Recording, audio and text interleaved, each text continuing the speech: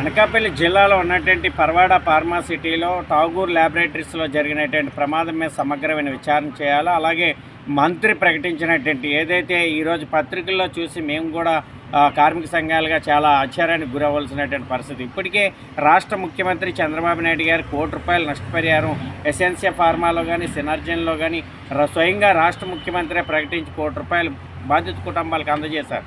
కానీ ఈరోజు 40 లక్షలే ప్రకటించారు.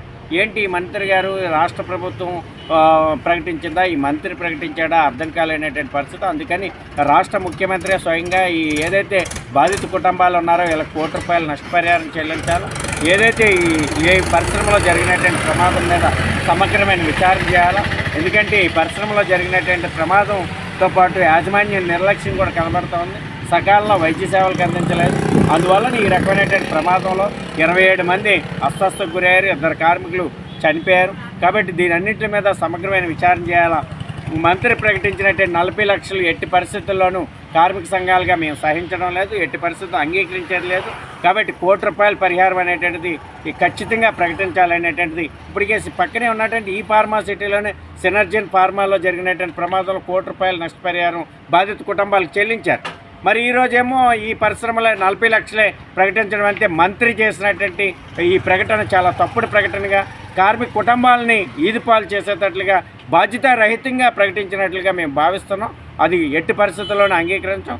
₹1 నష్టపరిహారం చెల్లించాలి. ఈ పరిశ్రమలు జరిగినటువంటి ప్రమాదం మీద సమగ్రమైన విచారణ చేయాలా, క్రిమినల్ కేసులు కట్టాలా.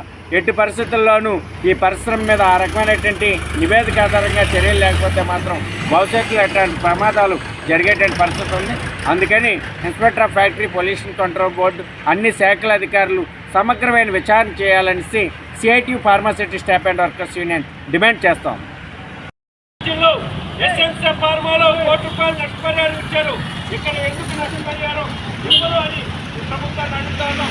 ఏదైతే మృతి చెందారో వీళ్ళందరికీ ₹1 నష్టపరిహారం చెల్లించడానికి ప్రభుత్వం చర్యలు చేపట్టాలా.